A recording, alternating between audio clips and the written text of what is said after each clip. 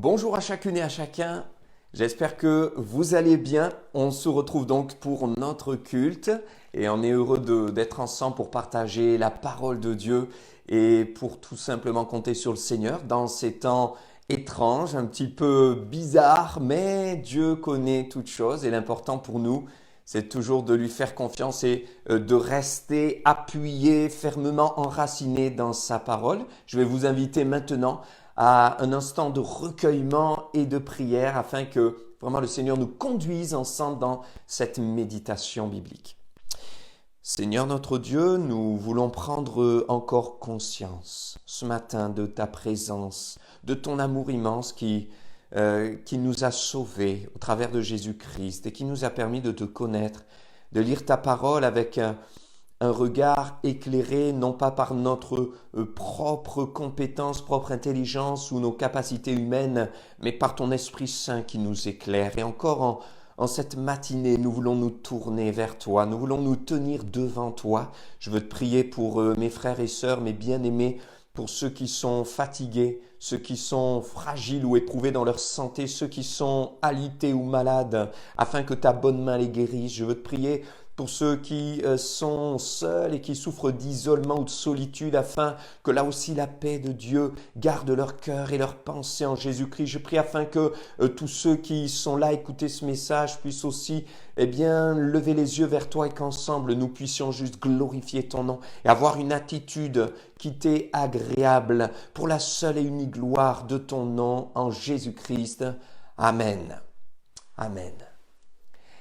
C'est donc dans la parabole qui est appelée communément la parabole des 10 vierges qu'on a aussi pris en titre comme parabole des veilleurs, en prenant cette liberté, étant donné que Jésus n'a pas donné de titre précis, mais il nous invitait à veiller. C'est dans cette parabole-là que nous sommes plongés depuis quelques semaines et on va encore aller plus loin. Mais j'aimerais, pendant quelques instants, revenir sur notre différent parcours, puisque nous sommes quand même à notre 6e partie et il est bon de bien comprendre notre cheminement. Nous parlons ici des desseins de l'Éternel et nous avons commencé en appuyant sur la parole de Dieu, notre conception des choses. Proverbe 19, 21 nous dit que il y a beaucoup de projets dans le cœur de l'homme, mais c'est le dessein de l'Éternel qui s'accomplit. Ça, c'est ce qu'on a pu vérifier au travers de toute cette crise du coronavirus. Beaucoup de projets dans le cœur de l'homme, beaucoup de projets chez les uns, chez les autres, les familles, les couples, dans même les nations. Et nous avons pu vérifier ensemble que politiquement, économiquement, sportivement, le monde entier a été bouleversé.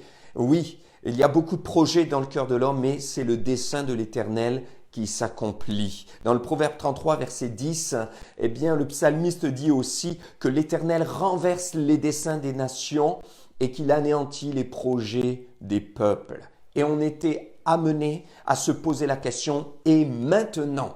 Puisque finalement je ne maîtrise pas mon avenir, puisque finalement l'homme ne peut pas contrôler son futur, il doit agir dans son présent. Alors maintenant, que feras-tu? Maintenant, que décides-tu? C'est une prise de décision pour être prêt. Car si le dessein de l'Éternel s'accomplit, son dessein parfait, c'est de venir chercher ses enfants. Il vient bientôt. Et en un instant, en un claquement de doigts, en un clin d'œil, il viendra chercher ses élus et nous nous élèverons pour être à sa rencontre. Donc, il faut être prêt. Et donc, on a continué sur ce chemin-là. Et dans la deuxième partie, nous avons vu que dans le Proverbe 16, verset 3, nous sommes encouragés à recommander nos œuvres à l'Éternel. C'est ainsi que nos projets réussiront.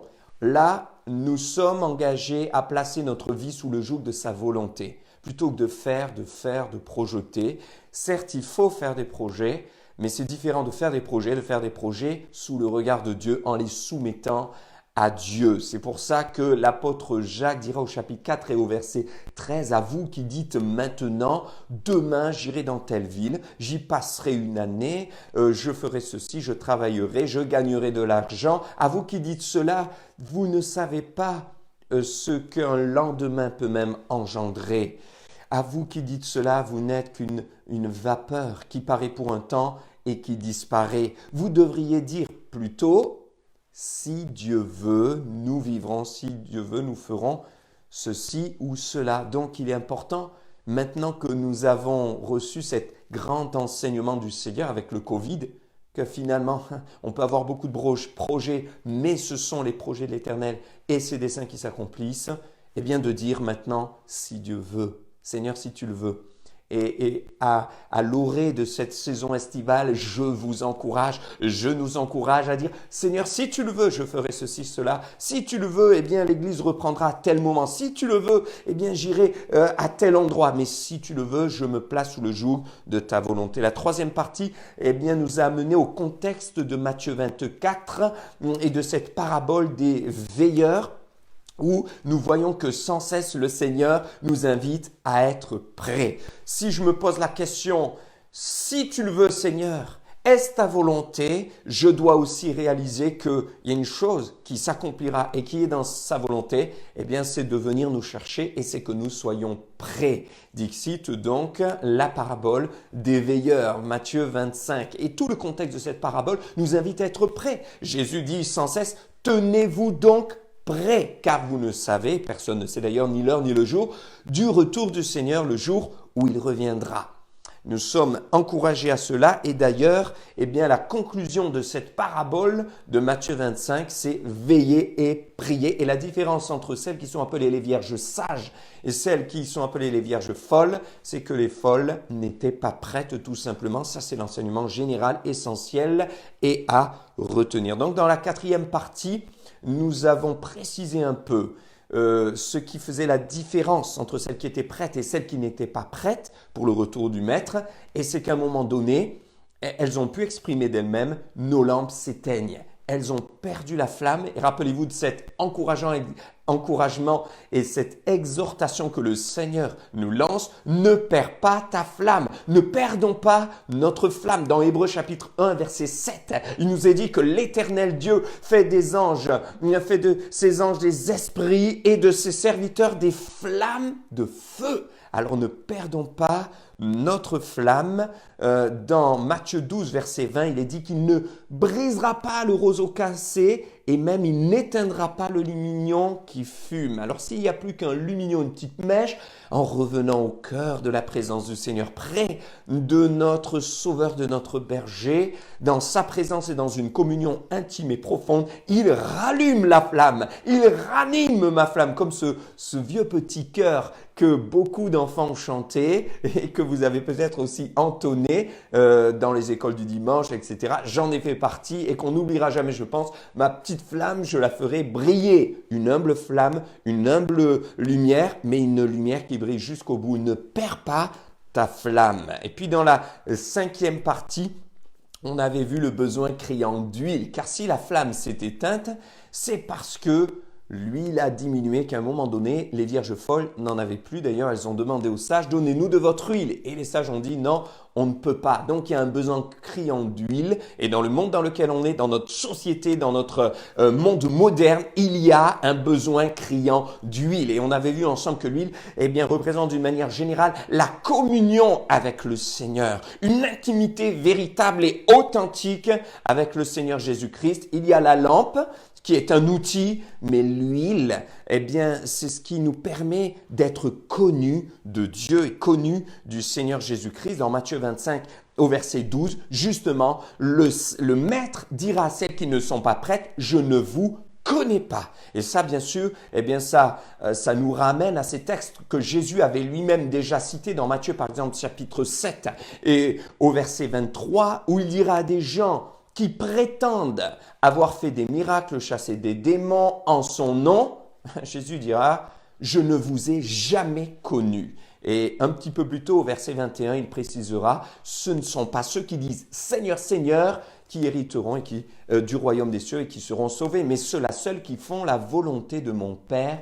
qui est dans les cieux. » Donc il y a un besoin criant d'huile, de cette communion avec le Seigneur qui nous permet de le connaître et d'être connu de lui. C'est ce que Paul dit dans Galates chapitre 4, verset 9. « À présent, puisque vous avez connu Dieu et puisque vous avez été connu de Dieu. » Être connu de lui. Est-ce qu'on est connu de lui? connaître le Seigneur, une intimité, un mot si profond, notamment dans la parole de Dieu et dans plusieurs contextes. On peut dire « je crois en Dieu », mais c'est différent de le connaître, de connaître son cœur, de connaître sa présence, de connaître son amour. C'est pour ça que Paul disait « voilà mon désir, je fléchis le genou devant le Père afin que vous connaissiez quel est l'amour de Dieu, connaissiez la largeur, la longueur, la profondeur, la hauteur, l'immensité, l'éternité de son amour. » On a besoin de connaître et de redécouvrir tout à nouveau l'amour de Dieu et sa présence. C'est pour ça que c'est là que nous serons connus de lui. Et d'ailleurs, j'embraye sur cette partie de ce matin en parlant de ces vierges folles qui n'étaient pas connues donc du Maître puisqu'il a dit « je ne vous connais pas ». Et ce qui est assez étonnant et frappant, c'est que, on en a parlé, elles avaient leur lampe. Et au départ, elles avaient de l'huile. Elles avaient été, en tout cas, averties puisqu'elles savaient que le Maître devait revenir. Donc, il y avait un savoir. Et au départ, elles s'étaient préparées. Donc, elles pensaient être prêtes. Et ce qui est assez étonnant, c'est qu'au moment où elles entendent de la part du Maître « Je ne vous connais pas », elles ont de l'huile. Oui ou non? Mais oui, elles ont de l'huile, parce que si vous lisez bien la parabole, eh bien les sages vont leur dire, écoutez, on n'a pas assez d'huile pour nous et pour vous, donc allez vous en acheter. Et la parole nous dit qu'elles vont réussir à trouver de l'huile. Alors que le Maître est revenu, elles trouvent de l'huile. Alors que le Maître est déjà revenu et qu'il est trop tard, elles trouvent encore des marchands d'huile. Elles arrivent à s'en procurer et elles arrivent à la porte du Maître avec cette fameuse huile et elles frappent à la porte. Et malgré cela, eh bien, le Maître leur dit « Je ne vous connais pas ». Et on pourrait se poser la question, quel est ce type d'huile qui amène des gens à ne pas être prêts, à ne pas être pris et à ne pas être connus de Dieu? On va un petit peu plus loin et en se posant la question maintenant, quel est l'ustensile le plus important? Alors on a parlé bien sûr de l'huile, et l'huile c'est le plus important, la communion avec le Seigneur. On a parlé bien sûr de ces 10 vierges, les 5 sages, les 5 folles, de ce que réellement elles représentent dans l'enseignement du Seigneur. On a parlé des lampes, de ce qu'elles pourraient représenter, du contexte historique de l'enseignement du Seigneur, de ce qu'il veut nous dire, de ce qu'il veut nous montrer, de là où il veut nous faire cheminer. D'accord, mais n'y a-t-il pas un ustensile d'une importance capitale dont nous ne parlons pratiquement jamais? Peut-être plusieurs vont me dire, mais pasteur, justement, c'est quand même l'huile. Je suis d'accord avec vous, c'est l'huile. Cependant, si nous lisons attentivement le texte, l'huile qui va faire la différence n'est pas l'huile qui était dans les lampes au départ, mais l'huile qui était contenue dans quoi? Dans des vases. Regardez avec moi, on relit tout le texte. Alors, le royaume des cieux sera semblable à 10 vierges qui, ayant pris leurs lampes, allèrent à la rencontre de l'époux. 5 d'entre elles étaient folles et 5 étaient sages. Les folles, en prenant leurs lampes, ne prirent point d'huile avec elles, mais les sages prirent avec leurs lampes de l'huile dans des vases. De l'huile dans des vases. Matthieu 25, verset 4. Verset 5, comme l'époux tardait, toutes s'assoupirent. Et au milieu de la nuit, on cria, « Voici l'époux, allez à sa rencontre !» Alors toutes ces vierges se réveillèrent et préparèrent leurs lampes. Les folles dirent aux sages, « Donnez-nous de votre huile, car nos lampes s'éteignent. » Et les sages répondirent, « Non, il n'y en aura pas assez pour nous et pour vous. Allez plutôt chez ceux qui en vendent et achetez-en pour vous. » Et pendant qu'elles allaient en acheter, l'époux arriva, et celles qui étaient prêtes entrèrent avec lui dans la salle des noces, et la porte fut fermée. Et plus tard, les autres vierges vinrent et dirent, « Seigneur, Seigneur, ouvre-nous !» Mais il répondit, « Je vous le dis en vérité, je ne vous connais pas. Veillez donc, puisque vous ne savez ni le jour ni l'heure. Amen. » Voyez que ce qui a fait la différence, ce sont les vases. Les vases, bien sûr, d'huile. Les vases, bien sûr, qui contenaient l'huile. Mais les vases que les sages avaient pris. Et pourquoi est-ce que le Seigneur dit qu'il y a 5 vierges qui ont été sages? C'est parce qu'elles ont pris des vases pour y mettre de l'huile et donc faire des réserves. Vous voyez que parfois on lit rapidement et on peut passer à côté aussi d'un enseignement important du Seigneur. Alors bien sûr, on ne va pas extrapoler à l'extrême et dépasser la véritable pensée du Seigneur, mais quand même, c'est le Seigneur Jésus qui donne cette parabole et qui précise l'importance de ces vases, puisque lui-même provoque le dialogue de cette parabole qu'il crée lui-même en faisant parler les folles et les sages et en amenant les folles à dire « Donnez-nous de votre huile » et les sages à répondre « Nous, on en a dans nos vases, on en a pris en réserve, mais on n'en a pas assez pour vous et pour nous. Il vous faut aller vous en procurer. » Donc le Seigneur met en avant là des vases précieux qui doivent nous interpeller. On a dit que de manière générale et en restant dans la pensée de Dieu, eh bien l'huile, c'est cette communion avec le Seigneur, profonde, intime, réelle, cette intimité régulière, cette intimité de tous les jours qui nous permet de pouvoir être prêts pour le retour du Seigneur. On a parlé de cette huile, mais alors ces vases, que représentent-ils? Je pense que nous pouvons juste d'une manière simple et générale, dire que les vases parlent justement de ces réserves qu'on va avoir, parlent de cette attitude de cœur qui diffère entre les vierges folles et les vierges sages qui, elles, ont pris des vases avec des réserves. En fin de compte, on pourrait se poser la question, les vierges folles avaient quand même de l'huile au départ, mais de l'huile dans leurs lampes et pas d'huile dans des vases car elles n'avaient pas pris de vase. Autrement dit, il y a eu un commencement, il y a eu un début. Et Dieu ne méprise pas les faibles commencements. Seulement, il nous dit que le commencement, c'est une chose, mais ce n'est pas suffisant. N'est-ce pas ce qu'il nous enseigne dans Ecclésiaste, chapitre 7 et verset 8? C'est bien le début, mais mieux vaut la fin d'une chose que son commencement. Alors posons-nous la question, feu, oui, mais feu de paille ou feu de bois? Ai-je dans ma relation avec Dieu quelque chose de tellement superficiel que finalement j'ai commencé, mais je ne suis pas sûr de terminer? J'ai commencé, mais je ne suis pas sûr de durer. Dieu nous invite à de l'endurance. Le Seigneur nous invite dans notre relation avec lui à de la constance. Le Seigneur nous invite dans notre relation avec lui à aller jusqu'au bout. Commencer, c'est bien, mais aller jusqu'au bout, c'est mieux. Mes frères et sœurs, ayons une relation avec Dieu qui soit authentique, qui soit vraie, qui soit assez profonde pour que ça ne soit pas juste une expérience ponctuelle d'un jour, marquée dans le marbre comme une date finalement à laquelle on fait référence. En telle année, j'ai rencontré le Seigneur. En telle année, tiens, j'avais fait une expérience avec Dieu. En telle année, je me suis rendu compte qu'il est vivant, mais plutôt une relation qui aura duré, qui aura continué et qui aura même grandi parce que notre communion avec le Seigneur aura été maintenue. On ne se sera pas contenté juste d'un peu d'huile au départ dans la lampe, mais on aura fait des réserves dans des vases, c'est-à-dire une attitude aussi de communion réelle et constante.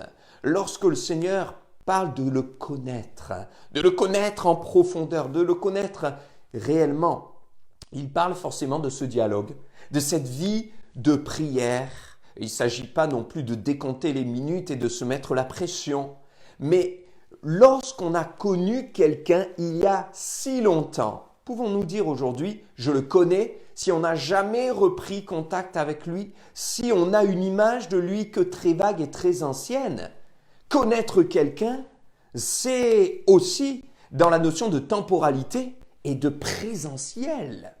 Parce que si j'ai connu quelqu'un il y a 40 ans et que je ne l'ai jamais revu, je dirais « Ah oui, je l'ai connu ». À l'époque, nous étions, et je vais parler dans le passé, mais pour parler au présent, je le connais, comme le Seigneur voudrait dire « Oui, entrez, je vous connais, oui, je vous prendrai, je vous connais ». Alors il s'agit cette fois-ci d'un vrai cœur à cœur avec Dieu que nous avons régulièrement et pas juste d'une date ou d'une marque religieuse et qui a été inscrite dans le marbre. Mais nous voulons beaucoup plus que cela. Alors on pourrait aussi se poser les questions suivantes. Qu'est-ce qui a fait que les vierges folles ne prirent pas de réserve? Parce que finalement, comment ça se fait que 5, au moment de la préparation, ont pris ces vases-là justement et ont mis de l'huile? et que 5 autres n'ont pris que leur lampe avec de l'huile. Comment ça se fait? En clair, on pourrait même se poser la question, et quelque part ça revient à la même chose, et je traduis donc la question, quelle est cette fameuse folie que Dieu nomme ainsi sur les vierges qui ne seront pas prises et qui est caractérisée dans la parabole que Jésus enseigne sur ces fameuses 5 vierges folles? De quelle folie Dieu parle-t-il? Posons-nous la question. Alors finalement, comment ça se fait que ces 5-là n'ont pas pris les vases et n'ont pas trouvé important de le faire? Je dirais que si on réfléchit bien, parce que Jésus met l'accent sur ce moment fatidique de discussion entre les 5 sages et les 5 folles, donc c'est important et on peut creuser sans extrapoler. Et je dirais que certainement, elles n'ont pas ressenti le besoin de prendre des vases d'huile. Et pourquoi? Eh bien parce qu'au moment où elles se préparent, elles ont de l'huile dans la lampe. Et elles ne ressentent pas forcément le besoin d'huile puisque les lampes brillent, puisque la flamme est là. Et voyez, je crois que ça nous interpelle sur déjà un élément, c'est que bien sûr le contexte était important et on l'avait expliqué, on l'avait rappelé avec ce cortège qui passe, ces 10 vierges qui représentent les 10 jeunes filles d'honneur ou les filles d'honneur qui vont eh bien, avec leurs lampes, des lampes à huile, éclairer aussi leur chemin mais aussi le sentier de ce cortège nuptial. Important de se rappeler que ces lampes à huile, ce n'étaient pas des grands spots comme nous aujourd'hui. Ce n'était pas du tout des lumières qui peuvent éclairer à des centaines de mètres. C'était des petites lampes à huile qui éclairaient juste ce qu'il faut pour marcher. Un petit peu comme ce psaume qu'on connaît bien et qu'on aime, en particulier à nos cœurs. Ta parole est une lampe à mes pieds et une lumière sur mon sentier. Juste ce qu'il faut pour éclairer un pas après l'autre. Et Dieu ne nous dit pas tout à l'avance, il ne nous révèle pas tout de nos vies, de ce qui va se passer. D'ailleurs, il dit personne ne sait ni le jour ni l'heure, mais par contre, il nous invite à marcher pas après pas, avec sérénité, dans la maturité, dans une relation avec lui. Ainsi, ces lampes avaient la particularité de n'éclairer qu'un pas après l'autre. Ainsi, le réservoir de cette lampe était tout petit, 1 à 2 cm, pour mettre de l'huile. Oui, mais quelle capacité d'huile? Juste un peu d'huile pour que cela serve à une marche, à un moment. Or, il nous est dit que l'époux a tardé. Et nous savons que dans les temps de la fin, les temps que nous vivons, eh bien, quelque part, le temps passe, le Seigneur vient bientôt, mais en même temps, beaucoup disent quand est-ce qu'il reviendra? Est-ce que c'est vraiment vrai? Et commencent un peu à douter dans leur foi. Et l'apôtre Pierre dit, oui, c'est vrai, vous pensez qu'il tarde, mais en réalité, c'est pas qu'il tarde, c'est qu'il use de patience envers tous, ne voulant qu'aucun périsse, mais que tous parviennent à la connaissance de la vérité et au salut, bien sûr. Donc, le Seigneur use de patience, mais à un moment donné, il reviendra. Et le fait qu'il use de patience nous amène à comprendre que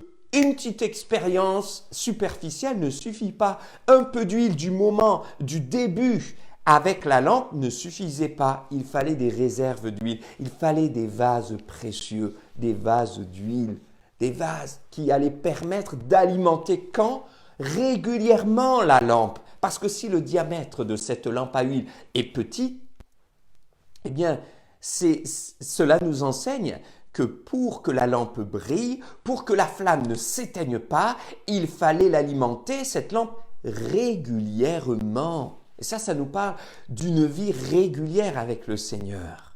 L'huile devait alimenter régulièrement la lampe. Et je crois que nous, c'est pareil, notre réservoir, soyons humbles, soyons simples, soyons vrais. Il est quand même petit.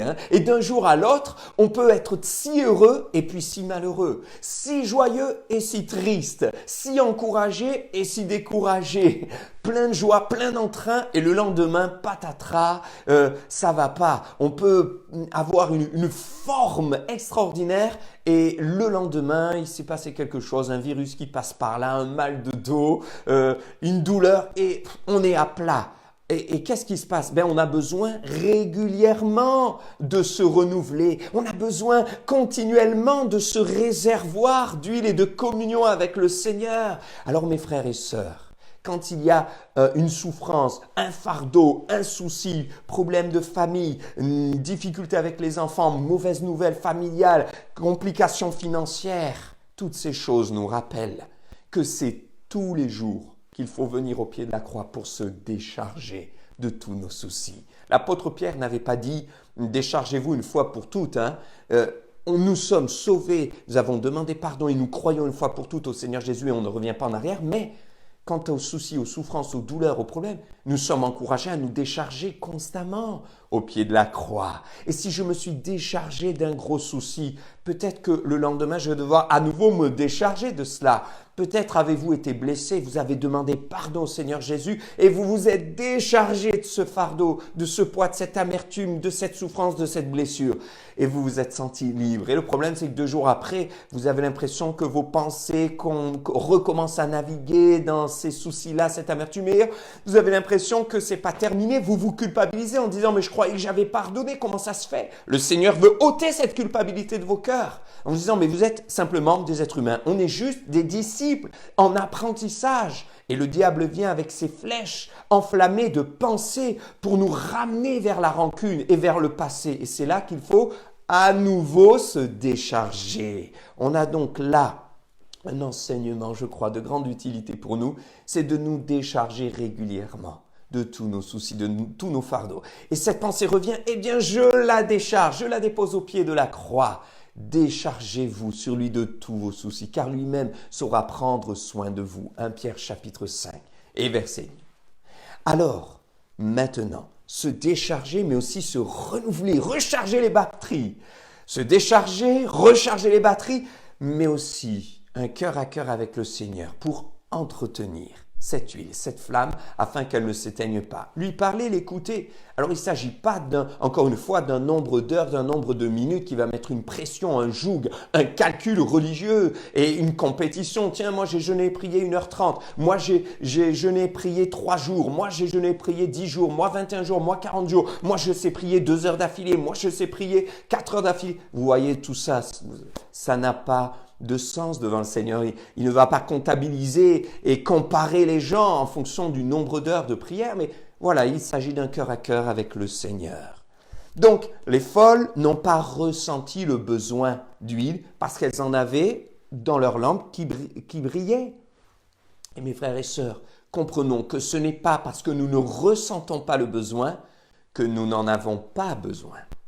Je peux ne pas ressentir le besoin d'eau, besoin de boire, et pourtant mon corps en a besoin, et si je ne bois pas, eh bien je vais avoir de gros soucis de santé. Certains en ont fait les frais, ils ont crié à Dieu et ils ont vu sa main pour les secourir. Et soyez encouragés si vous êtes passés par de telles difficultés. Mais ces difficultés nous amènent aussi à être enseignés, à réfléchir et à réaliser que parfois on ne ressent pas le besoin, ou on ne le voit pas sur le moment et pourtant nous en avons réellement besoin. Certains ne ressentent pas le besoin de soins, mais s'ils ne sont pas soignés, ils finiront par mourir. Et pourtant ils ne le ressentent pas sur le moment. Et voyez, parfois, certains disent « je ne ressens pas le besoin d'avoir une intime communion régulière avec le Seigneur ». Et pourtant, Dieu nous dit que nous en avons besoin. Et ce qui est important, c'est de réaliser que notre Père sait de quoi nous avons besoin. On le voit dans Matthieu 6 par rapport aux besoins du corps, aux besoins de l'âme, aux besoins généraux de l'être humain. Bien, le Seigneur sait de quoi nous avons besoin. Le Seigneur, ce qui est bon pour nous, car il est bon que le cœur soit affermi par la grâce, nous dira-t-il. Elles n'ont pas vu l'intérêt sur le moment, sinon de s'encombrer. Ben oui, puisque la flamme brûle, je ne vois pas l'intérêt de prendre des vases d'huile en plus, en réserve. Sinon que de m'encombrer, parce qu'il faut prendre la lampe, bon, il y a un peu d'huile, j'ai peut-être à me préparer, à m'apprêter, moi j'ai pas le temps, je vais pas m'encombrer au niveau du temps, au niveau de mon énergie, au niveau de mes bras, je vais pas m'encombrer de cela, je vois pas l'intérêt. Et voyez, elles n'ont pas vu l'intérêt, les vierges folles, de prendre de l'huile parce que leur flamme brûlait au départ et que leur lumière n'était pas éteinte. Et pourtant, il y avait un grand intérêt. Peut-être parfois, on a l'impression qu'on va s'encombrer de certaines choses. Et on dit, mais Seigneur, je ne vois pas l'intérêt de lire ta Bible. Je ne vois pas l'intérêt de faire là ce que tu me demandes. Et pourtant, le Seigneur nous dit, mais tu ne vois pas l'intérêt maintenant.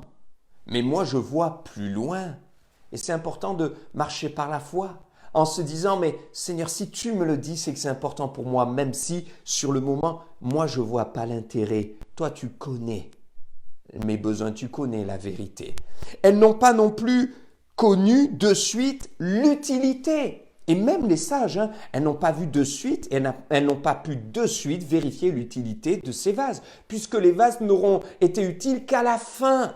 Et voyez, parfois on a besoin de voir, de ressentir l'intérêt, l'utilité de suite. Et le Seigneur dit non, je te demande de faire des réserves et tu verras par la suite, si tu me fais confiance, et c'est ça aussi marcher par la foi, que ça t'aura été d'une grande utilité, d'une utilité salutaire, une attitude de cœur salutaire, d'une grande utilité. C'est ça aussi marcher par la foi. C'est accepter qu'on ne peut pas tout comprendre de suite, qu'on ne peut pas tout voir de suite. Pourquoi est-ce que le Seigneur me demande cela?